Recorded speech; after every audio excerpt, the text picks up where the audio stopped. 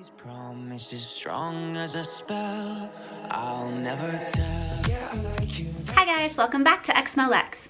A few months ago, I made this video where I talked about the complicated feelings I and many other ex-Mormons have about their pioneer ancestors. If you haven't seen it, give it a watch. Today, I want to share the absolutely tragic story of a Mormon pioneer in my family tree. But before we get started, remember to give the video a thumbs up and leave a comment. It seriously helps me out. Growing up in the Mormon church, pioneers are always talked about with a type of reverence. And whenever we hear pioneer stories, they're usually some sort of inspirational story of faith. And sometimes those stories include sad things, but it's always framed in a way where any hardships that they faced were worth it because they had such strong faith and God blessed them through their trials. Well, I want to start digging into these stories more and share the reality of what happens when people fall prey to religious peer pressure, even at the cost of their own peace and happiness. This is the story of Melissa, who was the second wife of my fourth great-grandfather, George. To get the full context of Melissa's life, we're going to start with talking about George's life before he and Melissa met. George's first wife was a woman named Mary. My wife Mary was skeptical about the church and encouraged me to take no part of it.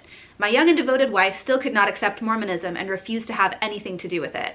After many attempts to help her find the truth for herself, the pressure from friends and family became too overwhelming, which led her to pack up her bags and leave. She took our 3 small children and went back to the home of her parents, leaving me stunned and heartbroken. And then an addition was added here by whoever was gathering these stories decades later. Unsure of what was going through Mary's mind at this time. No reasons found as to why she would not accept the newly found doctrine. No reasons found. Obviously, a member of the church added that in. Those of us who left or are educated about it from the outside could find many, many reasons why somebody wouldn't accept the doctrine. It took me months to pick myself up, but I knew the Lord was watching over me and had a work for me to do. I then traveled to Nauvoo, where the body of the saints were assembled. Living in Nauvoo with the saints kept me busy and brightened my spirit. My thoughts must have been constantly with my wife and children, because in a short time I went back to Boston as a missionary. My particular object and desire being to visit with my wife and try to persuade her to go with me to Nauvoo and become acquainted with Mormonism. But if anything, she was more embittered than ever, probably due to the influence of those around her. At any rate, she was so bitter and would have nothing to do with me. Mormons, even back then it seems, really love to describe anybody who doesn't view Mormonism in a positive light as bitter. So at this point, George's first wife had left him, but they were not divorced. That's important to keep in mind. Let's jump back in now and hear about Melissa's life before she met George. Melissa married Howes, son of a sea captain by the same name. She was 18 when they were married. They had things quite comfortable when their little daughter Georgiana was born. About that time, they heard the Mormon elders preach. I think an important detail to keep in mind throughout this story is that part. They had things quite comfortable when Georgiana was born, and then about that time, the Mormon elders come and preach to them. Because as you'll see as Melissa's story goes on, she is not comfortable through very much of her life, but she was right before the Mormon elders came and preached to them. They both believed and joined the church. He gave up his job and they moved to Nauvoo. That's because that's where the body of the saints was located at that time. He was unable to find much employment there at his trade and decided to go to New Orleans for a while. He and 4 other elders, together with one Frenchman whom they met on a boat, went to New Orleans and got a room together. Under these conditions, he contracted tuberculosis. His letters to his wife sound as though he was trying to spare her from the knowledge, but his health eventually became so bad that he was forced to return to Nauvoo. Prior to this, a second child was born named William, who only lived 1 month. The following year, on May 19, 1844, Melissa lost her husband, and 1 month later, her little girl, Georgiana, died also.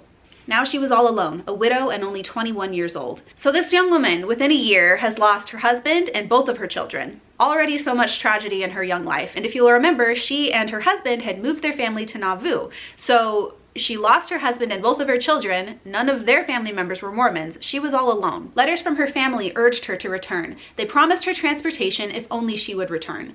She had 2 brothers-in-law who were bitter, there's that word again, against Mormonism and pleaded with her to leave the church.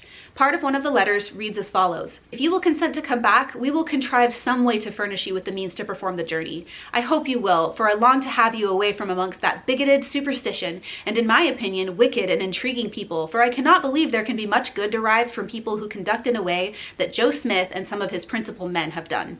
They are trying to deceive and blind your eyes all the time to make you think that they are something more than human beings. But you may depend upon it that God will not suffer such designed men to go on in this wickedness long, but will sooner or later bring them to some untimely end, as he has your famous prophet and his brother." Oof.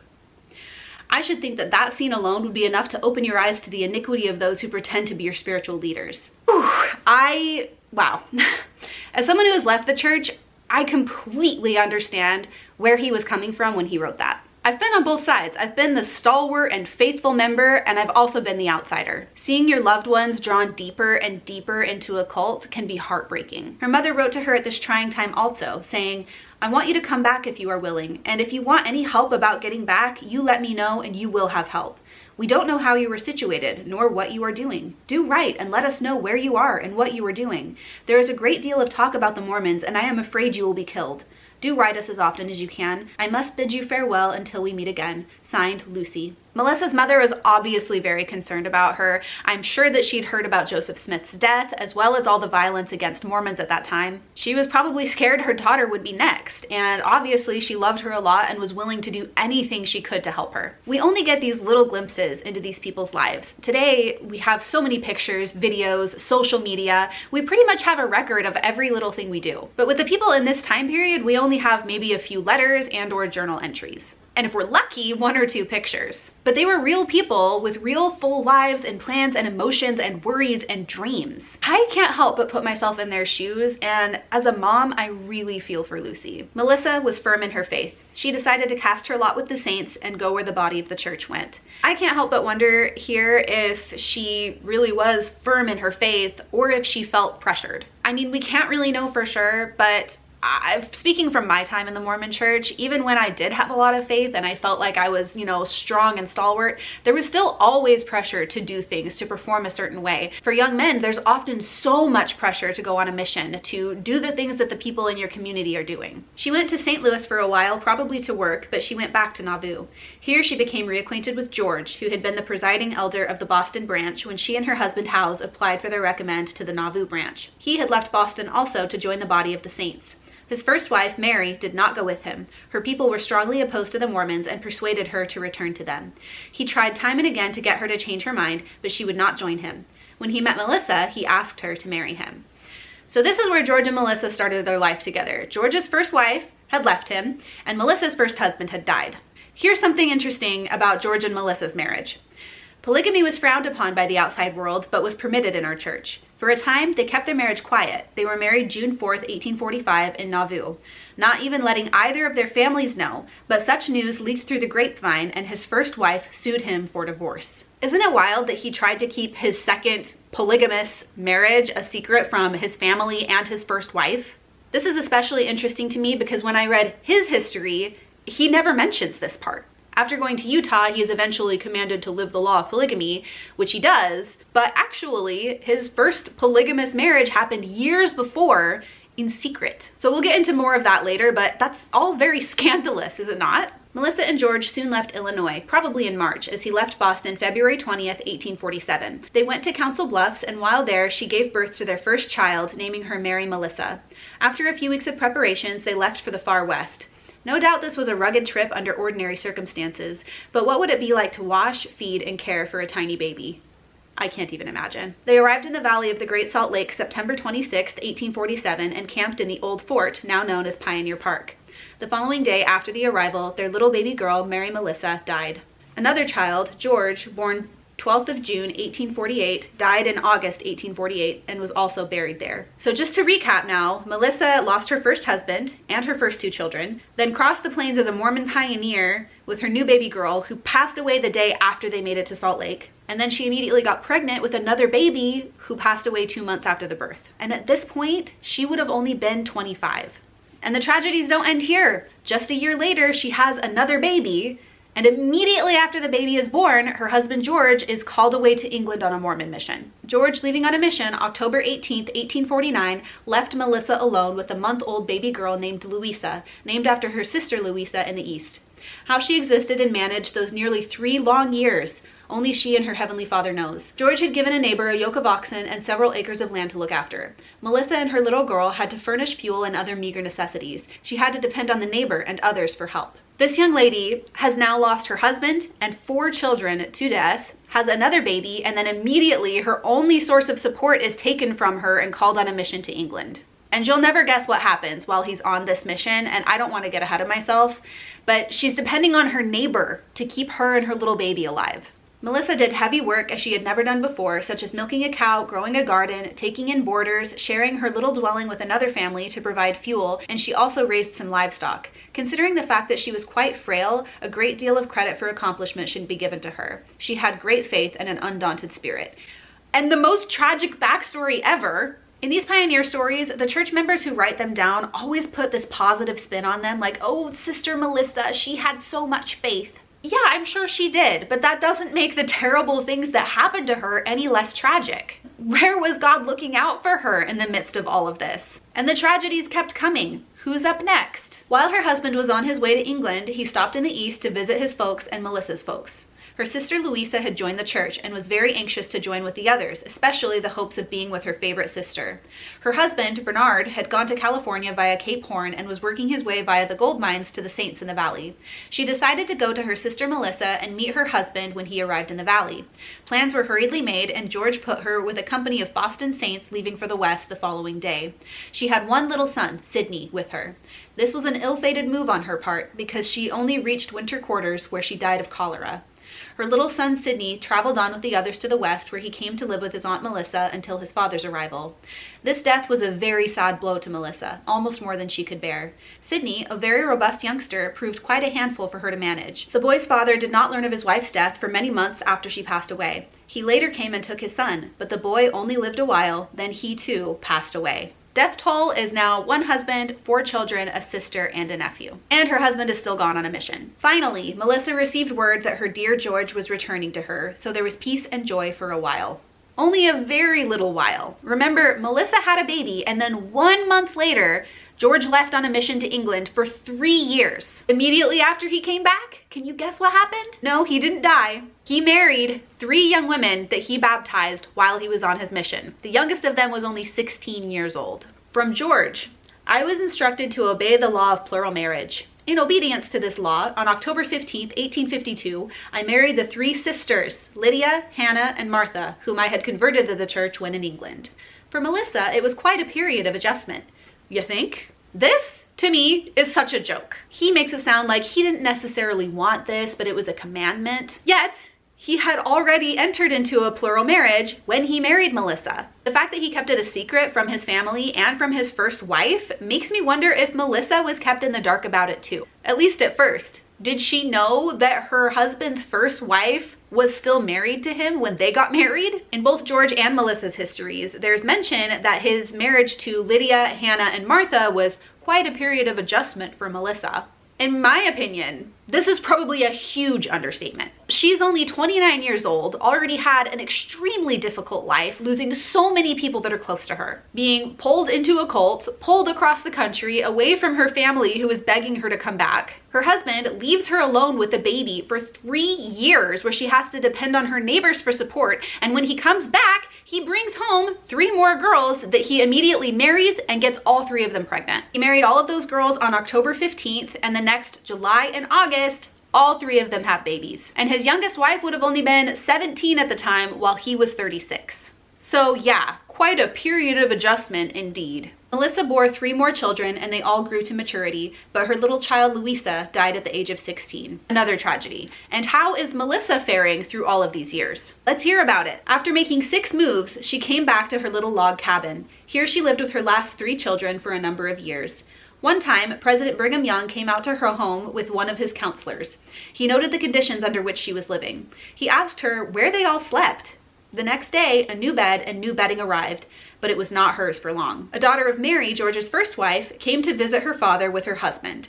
George, wishing to make a good impression, asked Melissa to loan her bed so they would be comfortable. That was the last she ever saw of the bed, for when they left, the bed went too. Excuse me? After all of these hardships, she lives in a tiny cabin for years without a bed. And then Brigham Young comes to visit, and even this toe fungus of a man notices that she's living in bad conditions and gets her a bed, only for her husband to immediately give it away.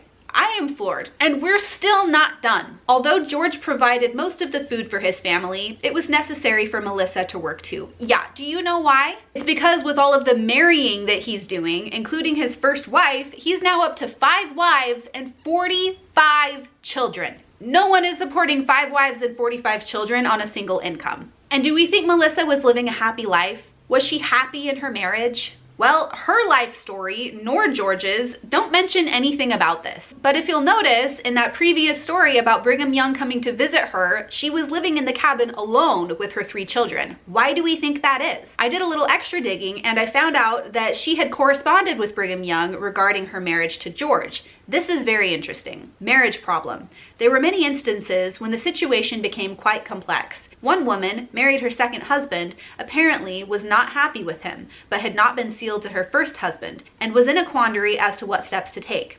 Brigham explained that there were 2 courses open to her. The first, and in my judgment the best, is for you to be sealed to your first husband, that being Howes, who died from tuberculosis, with George acting as proxy for him in the ceremony, which would have been the better plan when you first married to George. And then if you prefer it, secure a shelter that will be reasonably comfortable for the accommodation of yourself and children, doing what you can for your own and their support, in which George promises to assist you as much as he may be able, and not interrupt you and your children in living by and laboring for yourselves. If this course should not suit you, you are also at liberty to get a bill of divorce from George. These 2 are the best methods for changing your present condition that I am now aware of, and you are at full liberty to take your choice between them, or to remain as you are now situated, just as you may prefer. She was sealed to Howes 9th of February 1867 in the endowment house, George acting as proxy for her first husband. She was so unhappy in her marriage to George that she was sealed to her first dead husband and not to George. She was considering divorce. She was doing whatever she could to get out of the situation of being stuck with him forever. It doesn't take a genius to figure out that she was probably unhappy because her husband left her for 3 years and then brought home 3 new younger wives. And all the talk of her having an adjustment period, to me, really just seems like them trying to soften the blow and make it seem like polygamy wasn't so bad and she wasn't so unhappy. I'm sure that Melissa spent a great deal of her life miserable with her situation. And none of that is mentioned in her life story. All we hear is that she just had lots of faith. So how does Melissa's story end? Melissa's son Howes was 33 years of age when he married. He built a duplex across the street from the 20th Ward on 2nd Avenue. One side was occupied by him and his new bride, while on the other side lived his mother and sister and her child. This happy arrangement lasted a few years and there was perfect harmony between all, but Melissa was called upon to make one more sacrifice, which she cheerfully did. In order to send her young grandson on a mission, she and her daughter gave up their side of the duplex and moved out to Grandfather George's farm in Granger. They lived in a small 2-room dwelling. While here, her health was not very good, and she finally passed away at the age of 74 from dropsy. She finally had somewhat comfortable living arrangements after getting away from George and living with her adult children. But she sacrificed even that so that her grandson could go on a Mormon mission. So she moves into a tiny little dwelling on George's property where her health fails her and she dies. I cried when I first read this story. For Melissa, for her mother Lucy, for all of the children that Melissa lost, for the 3 sisters, including the 16-year-old girl that George married. So here's my question. How do you know when a religion goes too far in what it asks for in terms of sacrifice? Melissa wasn't the only mother to lose a child when she was crossing the plains to Zion. She certainly wasn't the only woman to be left alone to fend for herself while her husband was called away on a mission. She wasn't the only woman whose husband took extra wives. And she wasn't the only woman who lived a terribly difficult life in an unhappy marriage because that's what she believed Heavenly Father expected of her. How many Mormon women still do that today? And yes, of course, some people were and are happy in the Mormon church, but it's not for everyone. I think one of the downfalls of the Mormon church is that it purports itself to be the one and only true and perfect gospel. Everyone belongs, everyone is welcome, everyone will be happy here. That is simply not the case. And I think it's so unfair that Melissa ended up living a very sad life full of unnecessary sacrifice. I'm very glad that 7 generations later, I made it out of the church. Even in my much easier life, I was making sacrifices for the church, and I'm so glad that I'm not obligated to do that anymore. Let me know your thoughts in the comments, and please, if you enjoyed this video, let me know in the comments. I would love to do more deep dives into pioneers and see what their stories were really like. If you have any stories of your own pioneer ancestors, feel free to email them to me at exmolex@gmail.com. Shout out to my patrons for supporting the channel. You guys are the best. An extra special thank you to Amy and Doug Davis for supporting at the Demon tier on my Patreon. If you guys would like to support the channel and the work that I do here, I would appreciate that so much. There are links to do so in the description. Thank you for being here, and I will see you guys in the next one. Bye. Promise as strong as a spell. I'll never tell.